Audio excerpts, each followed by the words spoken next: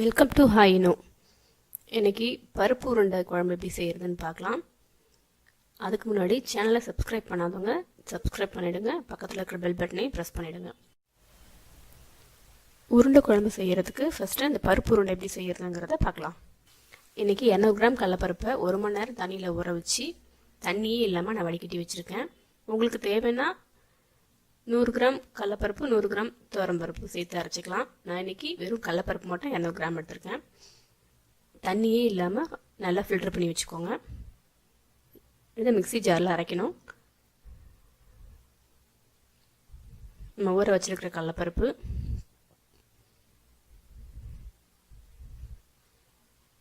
இது பார்த்தீங்கன்னா நம்ம மசாலா வடை அரைக்கிற அந்த பதத்துக்கு அரைச்சா போதும். ரொம்ப குறகுறப்பாகவும் இல்லாமல் ரொம்ப நைஸாகவும் அரைச்சிடாதீங்க. தண்ணியே விடாமல் நல்லா வடிகட்டிட்டு அந்த பருப்பை சேர்த்துக்கோங்க. 2 காஞ்ச மிளகாய், உங்களுக்கு காரம் அதிகமாக வேணும்னா நீங்கள் இன்னும் எக்ஸ்ட்ரா ஆட் பண்ணிக்கோங்க.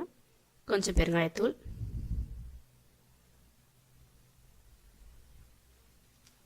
ஒரு 1/2 ஸ்பூன் அளவுக்கு சோம்பு,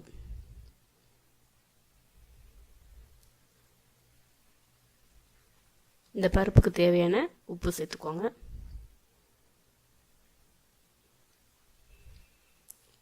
இதை எல்லாத்தையும் ஒன்றா சேர்த்து நம்ம மசாலா வடைக்கு அரைக்கிறோம் இல்லையா, அதை மாதிரி அரைச்சிட்டு வந்துடுங்க. இப்போ பார்த்தீங்கன்னா தெரியும், ரொம்ப குறகுறப்பாகவும் இல்லாமல் ரொம்ப நைஸாக இல்லாமல் இருக்குது. இதுதான் உருண்டைக்கு கரெக்டான பதம். இதை வேற ஒரு பவுலில் மாற்றிக்கலாம். நம்ம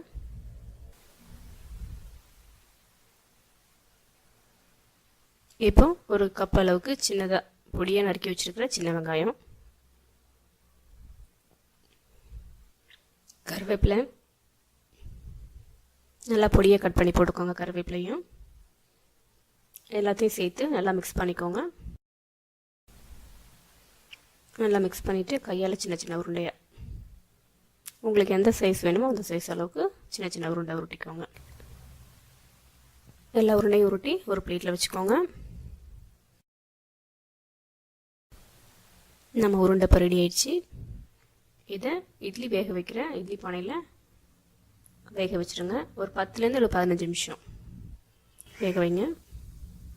தண்ணி கொதிச்சிருச்சு. இப்போது இட்லி பானையில் ஒரு துணி போட்டு அதில் இந்த உருண்டையெல்லாம் வச்சு வேக வச்சுருங்க. அது வேகட்டும். அதுக்குள்ளே நம்ம குழம்பு ரெடி பண்ணிடலாம். ஒரு வானலில் சுடு பண்ணிவிட்டு, இதுக்கு வந்து பார்த்திங்கன்னா நான் நல்லெண்ணெய் யூஸ் பண்ணியிருக்கேன். நல்லெண்ணெய் ஒரு 3 குழிக்கரண்டி அளவுக்கு நல்லெண்ணெய். எண்ணெய் சூடாகட்டும். எண்ணெய் சூடானதுக்கப்புறமா கொஞ்சமாக கடுகு, சோம்பு கொஞ்சோண்டு ஜீரகம்,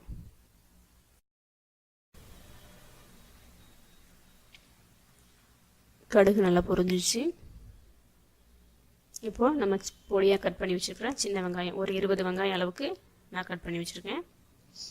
அதையும் அதோட சேர்த்து வதக்கிக்கோங்க. கொஞ்சோண்டு கருவேப்பிலை,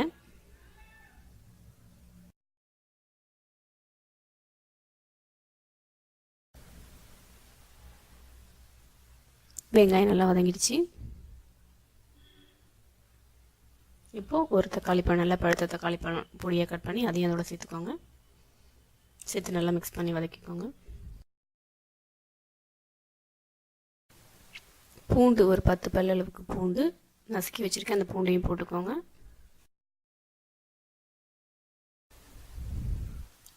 எல்லாம் நல்லா வதங்கிடுச்சு.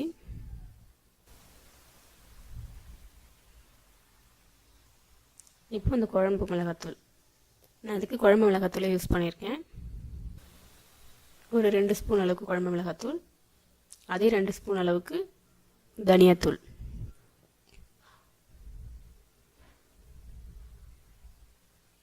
சேர்த்து நல்லா அந்த எண்ணெயிலே நல்லா வதக்கிக்கோங்க.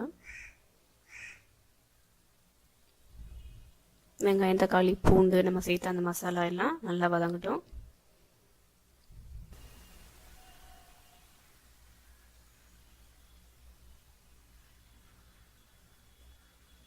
இப்போது ஒரு எலுமிச்சம்பழம் அளவுக்கு புளி ஊற வச்சு நான் கரைச்சி ஃபில்டர் பண்ணி வச்சுருக்கேன். அதை அந்த மசாலாவோட சேர்த்துக்கோங்க. சேர்த்து நல்லா மிக்ஸ் பண்ணிக்கோங்க. உங்களுக்கு இன்னும் கொஞ்சம் தண்ணியாக வேணும்னா கொஞ்சம் தண்ணி எக்ஸ்ட்ரா ஆட் பண்ணிக்கோங்க. இந்த குழம்புக்கு தேவையான அளவு உப்பு சேர்த்து நல்லா கலந்து விடுங்க. கலந்து விட்டுட்டு நல்லா கொதிக்கிட்டோம். ஒரு 10 நிமிஷம் நல்லா கொதிக்க விடுங்க. நல்லா கொதிச்சிச்சு. இந்த டைமில் என்னென்னா ஒரு அரை மூடி தேங்காய் கொஞ்சமாக சோம்பு போட்டு அரைச்சி வச்சுருக்கேன். ஏன்னா குழம்பு கொஞ்சம் திக்காக இருந்தால் நல்லாயிருக்கும் அப்படிங்கிறதுக்காக. அதையும் சேர்த்து நல்லா மிக்ஸ் பண்ணி ஒரு 2லேருந்து ஒரு 3 நிமிஷம் நல்லா கொதிக்க விடுங்க.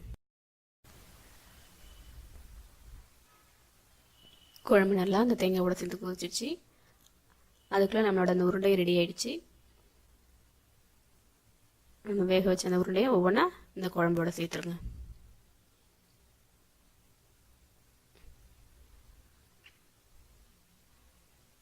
நீங்கள் உருண்டையை ஆவியில் வேக வைக்காமலும் சேர்க்கலாம். அது கொஞ்சம் உடஞ்சி ஒரு மாதிரி கரைஞ்சிரும். இப்படி நீங்கள் இட்லி பானையில் வேக வச்சு சேர்க்கும்போது அந்த உருண்டையோட ஷேப்பும் சரி டேஸ்ட்டும் சரி நல்லாயிருக்கும். எல்லா உருண்டையும் சேர்த்தாச்சு.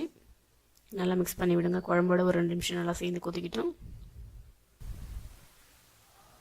அந்த உருண்டையோடு சேர்ந்து குழம்பு நல்லா கொதிச்சு வந்துடுச்சு. இப்போ நம்மளோட பருப்பு உருண்டை குழம்பு ரெடி ஆகிடுச்சு. இந்த சூடான சாதத்தோடு நீங்கள் சேர்த்து சாப்பிடும்போது ரொம்ப டேஸ்ட்டாக இருக்கும். நீங்களும் இதை வீட்டில் ட்ரை பண்ணி பாருங்கள். எப்படி இருந்ததுன்னு உங்களோட கமெண்ட்ஸ் சொல்லுங்கள். இந்த வீடியோ பிடிச்சிருந்ததுன்னா லைக் பண்ணுங்கள், ஷேர் பண்ணுங்கள். தேங்க்யூ.